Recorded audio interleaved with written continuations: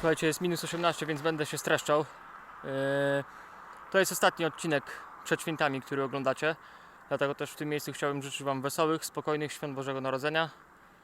W gronie najbliższych i tak dalej. Standardowa śpiewka, wiadomo.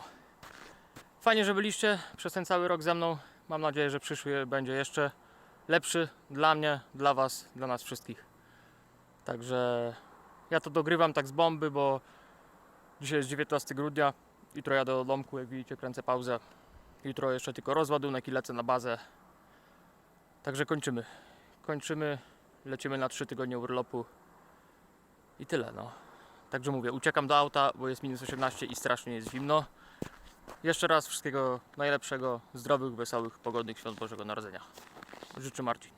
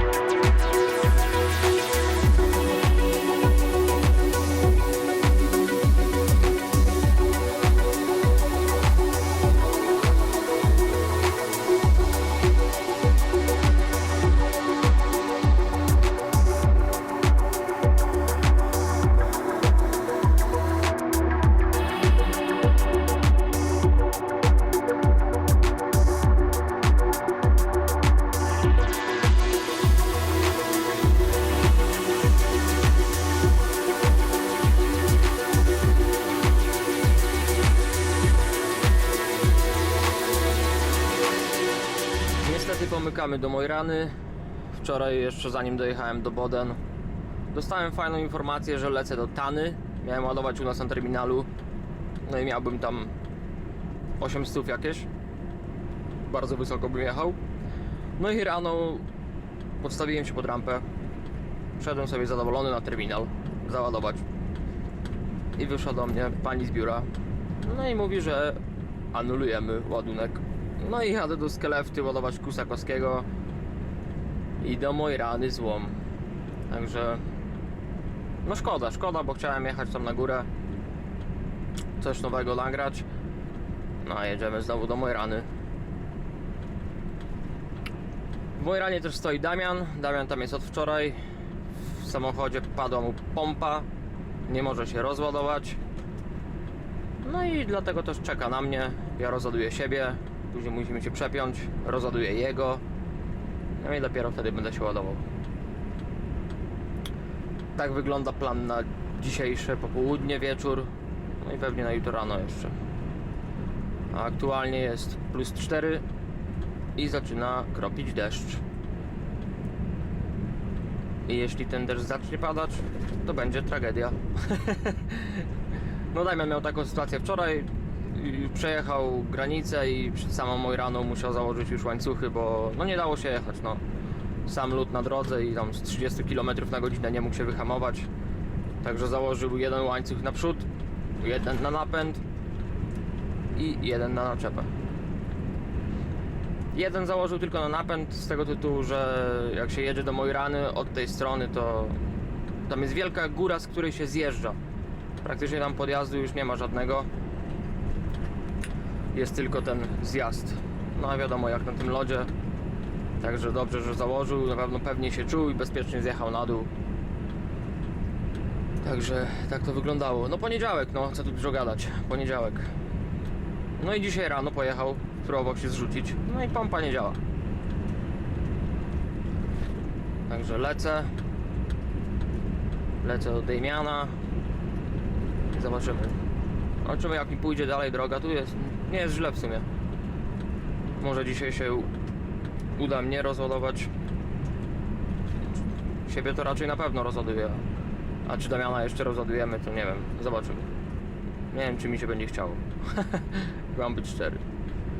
Roboty na powrót nie mam, no ale są dwie opcje. Albo załaduję w Mojranie śmieci, albo pojadę do Bodo na pusto i tam załaduję śmieci. Tak jak wczoraj. Nie wiem, zobaczymy. Okaże się. Nawet na razie to nawet nie mam odprawy. Także nadal czekam na jakiekolwiek informacje. O, patrzcie, znowu przyszła jak nagrywam. Ostatnio też jak nagrywałem przyszła odprawa i właśnie przyszła. Także jest gitara. Mała aktualizacja. Sprawdziłem wiadomość. To nie była odprawa, tylko praca. No i tak jak sekundkę temu mówiłem, że są dwie opcje, to się zdziwiłem po raz kolejny, bo ładuję w Mojranie flis. To jest przerzut do Bodo. Także z Mojrany jedziemy do Bodo. Tam zrzucę flis. No i dopiero wtedy pewnie śmieci załaduję na Szwecję.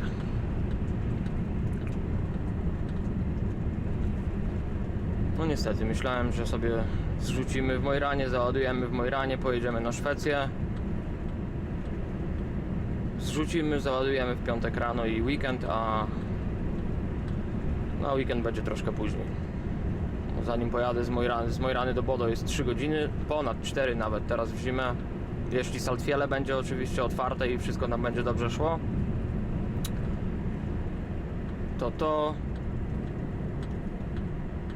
no mam nadzieję, że jutro mi się uda załadować po prostu na Bodo. Zobaczymy. Oby się udało. Czyli jutro w Mojranie załadować, w Bodo rozładować, w Bodo załadować i dopiero wtedy wrócić na Szwecję. Także oby się udało. Dotarłem do Bodo. Mały przerzucik był z Mojrany, flisik. Właśnie go rozładowuję.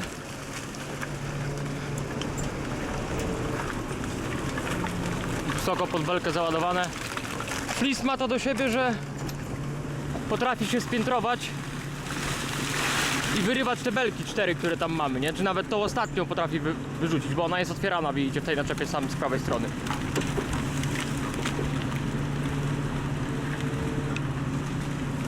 No, mam nadzieję, że nie będzie piętrować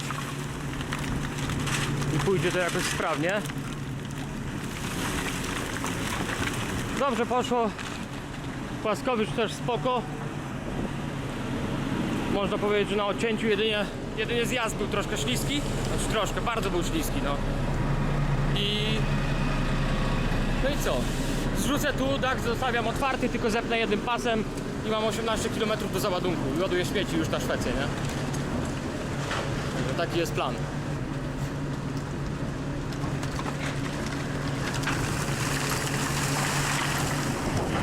Dobra, idę, odjadę. Jestem właśnie w niedawno otwartym tunelu na Junkerdalu. No i plan jest taki, żeby wdrapać się na górę bez zbędnych przygód. No to Scania tu już stoi kilka dni.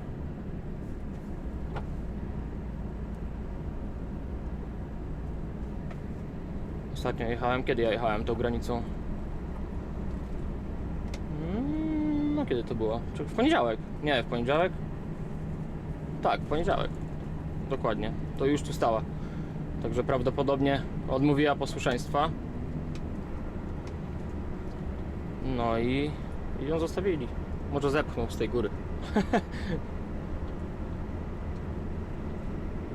Zobaczymy. +1 jest tylko. No ale już skoro jest ta plusowa temperatura od kilku dni, bo jest od poniedziałku. Dokładnie, jest od poniedziałku na plusie, to już wolę, żeby zostało na plusie. Dzisiaj chociaż tak pada ten śnieg. Wcześniej padał deszcz. Z Mojrany dziś rano startowałem. To nie wiem w sumie, co mnie obudziło, czy budzik, czy deszcz padający, nie? No na szczęście tutaj pada jakiś śnieg, nie jest to deszcz. Chociaż już teraz powiem wam szczerze, że nie mam pojęcia, co to pada. Może to jakiś grad? Nie wiem, co to jest. Cholera wie. Ciężko powiedzieć. Ale wariacie, że znalazłeś miejsce na parking. Firany zasłonięte. I pauza. No dziwne, co najmniej dziwne miejsce na pauzę, jak mam być szczery. Przed chwilą jeszcze jak byłem na szóstce, to jeszcze przed skrętem tu w lewo na tą drogę jest kontrolplac i przy kontrolplacu jest znak, który nas informuje, czy ta droga i droga E6, która idzie w stronę Mojrany czy są otwarte po prostu, nie? No i to było 77, czyli ta droga, którą ja teraz jadę, było, że jest otwarte, a Saltwiele, czyli E6, Saltwiele jest to płaskowyż między właśnie Bodo a Mojraną, no i był zamknięty. I widziałem, że na kontrolplacu stały dwa auta. No co, czekają na poprawę pogody, nie? A tam pewnie się kto przejechał, kto zdążył przejechać znak jeszcze przed tym, jak zapalili czerwone światło, to stoi tam przed szlabanami. Jak Tomek teraz ostatnio w niedzielę, nie? Też przecież pojechał, ruszył w niedzielę no i co? I Junkerdal właśnie, ta granica, na którą teraz jedziemy, był zamknięty, no i stał od niedzieli do poniedziałku do 9 rano chyba. To on stał, nawet doby nie stał przecież, a jeden z kumpli tu z pracy, nie wiem, może to oglądasz, Johan, jeśli tak, to pozdrawiam cię serdecznie. Pojechał też w niedzielę, tylko że pojechał na Bjortfell i on odstał od niedzieli do środy rana chyba. 3 dni była granica zamknięta, była tak tragiczna pogoda, że nawet konwoi nie robili. Tak wiało, nie? Także no nie jest zbyt ciekawa ta pogoda w ostatnich dniach. No ale co, nic nie możemy na to poradzić. Tutaj mówię, aby na Jurkendal się wdrapać. Dwie górki są takie większe. Pierwsza będzie przy starym celniku, to ja jeszcze tutaj nie jeździłem, jak odprawa była gdzieś. Pokażę wam w którym miejscu. I ta granica, te miejsce odprawy było o tyle nieprzyjemne, że jak się wyjeżdża od celnika, wtedy się wyjeżdżało w prawo od razu i od razu szło się pod górę, nie? To wiem, bo tutaj kiedyś tata jeździł, jeszcze w poprzedniej firmie pracowaliśmy, no i właśnie mówił, że tutaj był kiedyś celnik i z reguły to wyglądało tak, że jak się odprawiłeś, to już na kietach wchodziłeś dalej na górę.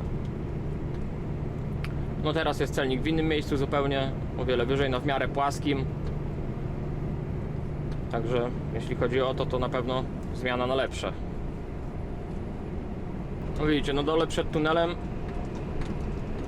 tunelem była śnieżyca, a wjechaliśmy troszkę wyżej, między góry i tutaj wręcz bym powiedział czyste niebo, bo nawet trochę księżyca widzę. I coś tam pruszy. Tutaj był chyba celnik po prawej stronie. Tak jest, tu był celnik, widzicie? Tu prawie był celnik i tu od razu się pod górę idzie. Także ja już sobie dociążenie wrzucę, bo widzę, że jest ślisko. A ty tam zmieniaj te biegi w Wolwiaku. Jak widzicie, w miarę możliwości staram się jechać po tym świeżym śniegu. Bo nie ma co jechać po czyichś śladach, bo to już jest wyślizgane. Ta, zrzuci mi dziewiątkę. Ósemeczka. Także mówię, nie ma co jechać po czyichś śladach, bo to już jest wyślizgane, także wolę zrobić swoje ślady. Po świeżym śniegu jechać, nie ubitym, no. To też jest inna przyczepność, jak już mówiłem nieraz. A widzicie, jak ktoś szedł bardzo blisko pobocza? Te ślady? No właśnie tak samo jak ja tutaj teraz, szukał po prostu przyczepności chłop. I tam już tamtędy przejechał, nic nie wiało, nic nie padało i widzicie, że już jest tam lód po prostu się zrobił na jego śladach, nie?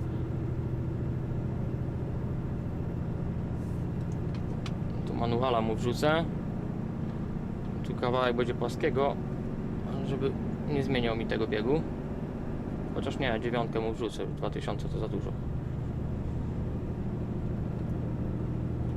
Ale to tylko chwilowo będzie tutaj, tak płasko, bo zaraz znowu pod górę wchodzimy. Powiem wam, że ciężko mi będzie coś wam nagrać za dnia. Bo tu serio, i tak to jeszcze nie jest wszystko, jeśli chodzi o to, jak długo jest jasno, albo jak krótko jest jasno, może to lepiej brzmi. Bo jeszcze tutaj akurat w tych rejonach, gdzie ja teraz jestem, to noc polarna się nie zaczęła. Ale słońce i tak czy siak już wstaje na 2 godzinki, może 3, może coś takiego. Nie chcę kłamać, dokładnie nie będę mówił, ale no na bardzo krótko, dlatego też bardzo jest mi ciężko coś nagrać. Tak jak gdzieś wjeżdżam, zjeżdżam, to z reguły jest to już w godzinach albo bardzo wczesnych, albo po południu, tak jak teraz, 16:46, no a tu jest kompletna noc, nie? Także z reguły w tych godzinach takich, gdzie mamy trochę tego słoneczka, to jestem na rozładunku, na załadunku, jak się trafi, no. Jak pewnie już niektórzy z was zauważyli, używam retardera. Tak, ja też byłem, teraz pewnie sobie myślicie, o ja p***ole, co on robi, jakiego retardera, chłopie. Tu mamy górkę, więc gadałem się. Mać. A to jest ta górka. No ojejku, ja tu powinienem 9 zł mieć. Mać. Aj.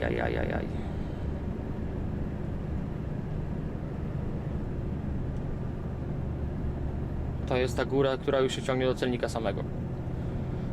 Ja powinienem wchodzić na nią z 90 km na godzinę na blacie, a nie 70. Dałem dupy. No dobra, no wracając do tematu retardera, to, że będę milczał, nic mi tutaj nie zmieni. Tak jest gaz w podłogę, chyba że zacznie mi boksować, to wtedy się zamknę i będę się starał coś tu działać. No, jak widzieliście, pewnie niektórzy z was już zauważyli, używam retardera. I tak, może pewnie niektórzy z was teraz myślą, o Boże, co on robi, zaraz go połamie i tak dalej, i tak dalej. I powiem wam szczerze, też tak uważałem do momentu, w którym tu przyszedłem do pracy, że w zimę się w ogóle, że w zimę retarder nie istnieje, byłem takiego zdania. No i powiem wam szczerze, że tak nie jest. No wiadomo, ja mam tutaj w Volvie 3-stopniowy retarder. Trzeci stopień, czyli ten najsilniejszy, to nie istnieje, to fakt. Jego w ogóle się nie używa i nie używam, ani razu go nie zapiąłem. Ale jedynka i dwójka jak najbardziej. Jedynka bardzo fajnie retarderem sprawdza się, czy jest, jak bardzo jest ślisko, o tak wam powiem, no. Zjeżdżam z góry gdzieś, czy nawet na jakimś prostym odcinku. Retarder na jedyneczkę, jeśli od razu zrywa. Oj, pług jedzie. Mam nadzieję, że mi się zatrzyma pod tą góreczkę, że nie będę musiał na te wyślizgane jeździć. I jeśli na jedynce od razu zrywa, to wiadomo, że jest tragedia i trzeba noga z gazu i wolniej, ogólnie jest bardzo ślisko, no. Jeśli na jedynce normalnie hamuje, nie ma tragedii. Także retardera też w pewnym stopniu używam jako testera. Tak wam powiem szczerze, że szkoda, że on ten świeży śnieg zebrał z tej drogi. Fajnie mi się po nim jechało. No, także retardera używam też tak trochę jak takiego testera, jak sprawdzam jak bardzo ślisko jest na drodze, no. No i oczywiście bardzo pomaga, no bo jak mówię, jak nie jest bardzo ślisko, nie ma lodu, to łatwiej go hamować, no tak hamulce w dupę w naczepie przecież nie dostają, nie? Także no zmieniłem swoje podejście co do retardera, odkąd tutaj jeżdżę, nie? Na trójkę go nie zapinamy nigdy, ale jedyneczką, nawet dwójeczką gdzieś tam, jak najbardziej, nie ma problemu. Poza tym to już nie są te stare auta, tu są te wszystkie systemy w tych nowych autach, że jak tylko on zerwie przyczepność, to od razu rozłącza retarder, więc może nie połamie cię od razu, tak jak kiedyś w tych starych autach było, że on go nie odłączał i on hamował ciągle i tak dalej, i tak dalej. No to też jest trochę inaczej, no. Dlatego też używam retardera i dobrze w sumie, że go mam, no bo dobrze go mieć, wiadomo. No i dobra. Jesteśmy na górze. Mamy celnika. Dociążenie już mi wyłączę. O, i tu mi się wydaje, że jest ślisko. I patrzcie, zarzucę retarder na jedyneczkę. Idzie retarder jedynką, hamuje. I nie zrywa przyczepności. Więc nie jest aż tak bardzo ślisko, jak mogłoby się wydawać. W ten sposób go używam, no. W ten sposób używam retardera. I myślę, że to dobry sposób. Bo bardzo dużo pomaga. Pomaga wyhamować auto i pomaga zorientować się z tym, co mamy na drodze aktualnie. Jak widzicie, tu jest celnik, tamtego starego widzieliście, tam szło pod górę. Tu jest nowy celnik. A co jest? Wjazdu nie odśnieżyliście, wariaty.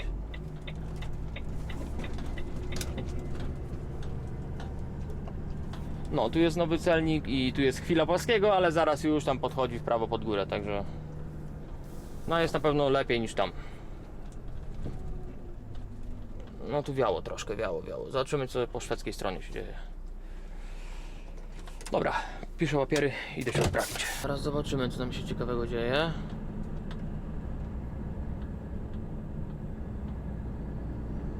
Tak, już widzę jakiś ten trójkącik jest. Ale nic nie widzę, bo tam światło mi świeci w pysk strasznie. Nie wiem, tam stoi ktoś czy nie?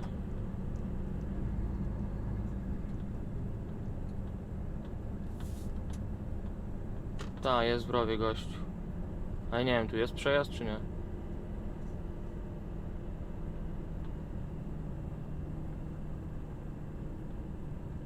Nie wiem sam. No nie, właśnie, nikt tu nie stoi. Trójkąt stoi tylko. Ten jeszcze na długich światłach stoi, nic nie widzę. Ta, stoi tam. Znaczy leży auto w rowie.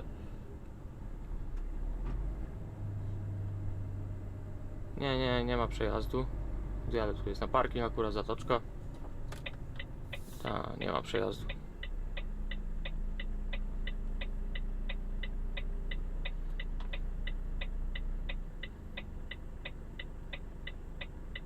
Nie no, może puszczą, nie wiem, nie mam pojęcia, ale położył się. Ta, planteka, no.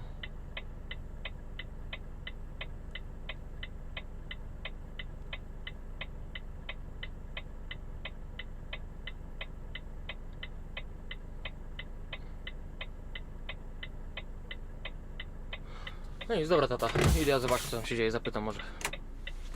No hej. Byłem, podpytałem. Gościu zjechał, mogę jechać.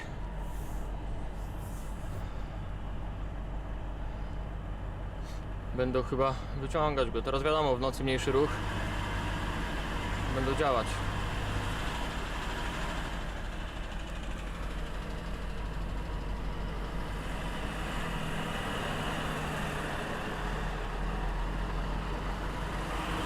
I patrzcie co załadowane ma wariat. To samo co ja. Patrzcie, ja też mam to załadowane. No niestety. Chwila nieuwagi. I tak to się właśnie kończy. No ale zdarza się najlepsze. Sytuacja wygląda następująco. Podpiąłem to naczepę godzinę temu u nas na bazie. Ona u nas na bazie stoi już od tygodnia na tych mrozach.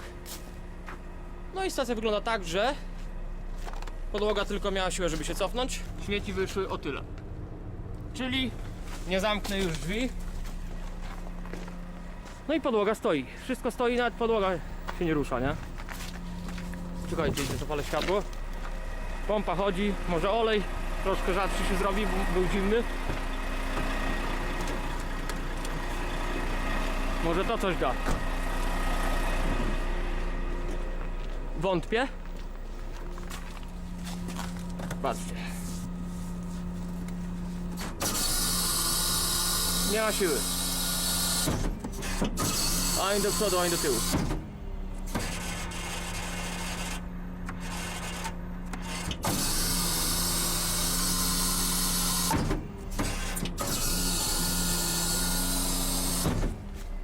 Zmarznięte jest to na kość. No i prawdopodobnie skończy się to tak, że tu zostanę. Jutro pootwieramy boczne drzwi. Przyjedzie gościu z fadromą, z takim wielkim szpikulcem i będzie to rozrywał wszystko, no. Będzie napieprzał w to, żeby to porozbijać. Na plac. I będą zbierać to, no. No tydzień czasu naczepa stała na mrozach, także jakby to nie było polane, a podejrzewam, że jeśli nawet było lane, to bardzo słabo. No i tak to się skończyło właśnie. Śmieci stoją, podłoga nawet nie rusza się. No cóż, powiem wam tak. Wczoraj poniedziałek pokazał, jak bardzo tu powinienem przeklnąć dosadnie, ale się pohamuję. Tak, poniedziałek był bardzo nieprzyjemny. Wczoraj nawet zapomniałem, że mam kamerę w kabinie. W wielkim skrócie to było tak, że rano wziąłem naczepę, nie swoją oczywiście, która stała tydzień na mrozie. Pojechałem w niedzielę, to było przedwczoraj w takim razie, tak. To pojechałem w niedzielę wieczorem ją rozładować. No i podłoga stanęła, byłem przekonany, że zamarzła. Że po prostu śmieci zamarzły. Na drugi dzień rano, czyli wczoraj rano, w poniedziałek, wróciłem się, bo tam miałem na bazę stamtąd kilka kilometrów, więc pojechałem na bazę po całą stać na spalarni. Wróciłem się, gościu szpikulcem uderzył 3 razy, mówi: chłopie, przecież to nie jest zamarznięte, to podłoga nie działa. No i wtedy mu od razu uwierzyłem, bo ta naczepa stała tydzień na mrozie, ogólnie nie była rozładowana właśnie z tego powodu, że nie działała podłoga. I była u mechanika, oni niby to zrobili, a tak naprawdę gówno zrobili, bo dalej nie działała. Więc odstawiłem tą naczepę z powrotem do tego samego mechanika. Pojechałem 100 km po swoją pustą naczepę i byłem w drodze na załadunek. I podczas jazdy mi się zaświecił ABS. I akurat się zrobiło tak, że przychodził czas na pauzę, więc stanąłem, obchodzę auto i patrzę, a z prawej strony na środkowej osi w naczepie mam zblokowane koło. Już jest kapeć, flak, zdarta guma, szybki telefon, co robimy, wlazłem pod spód, sprawdziłem tam, hamulec nie trzymał ani nic, także coś się spieprzyło. Znaleźli mi mechanika w Skelefcie, pojechałem. Gościu zdjął koło, mówi, że tu jest wszystko, no wydaje się, że jest wszystko ok, no. Popryskał coś, ja mówię, ja nie jestem mechanikiem, ja się na tym nie znam. Coś tam popryskał, coś tam popsikał, coś tam uderzył raz, drugi, trzeci, piąty. No i zaczęło to działać. Założył mi letnią oponę, pojechałem się załadować. Dzisiaj rano się załadowałem, pojechałem na wulkanizację, założyłem zimóweczkę, no i dopiero wyjechałem. Tak jak powinienem wyjeżdżać wczoraj rano, to wyjeżdżam dziś rano, czyli 24 godziny opóźnienia. Także... No ale nie ma ciśnienia tutaj. Nie ma ciśnienia, nie dziś to jutro, pamiętaj. Pamiętaj, Marcin. Także bez ciśnienia jedziemy do Mojrany. I jakąś nową robotę mam, bo z Mojrany nie ładuję śmieci, tylko zjeżdżam do Mosjen i tam mam ładować wraki samochodów do tego miejsca, w którym się przed chwilą ładowałem. Z powrotem do Kłusakowskiego. Damian tam był 2 tygodnie temu chyba. No ja tam jeszcze nie byłem, nie ładowałem tego. Ale mówił, że spoko robota. Także zobaczymy. Na razie lecimy na Mojrankę. Dzisiaj rozładuję i pewnie podjadę pod Mosjen właśnie gdzieś i do rano będę ładował. Taki jest plan.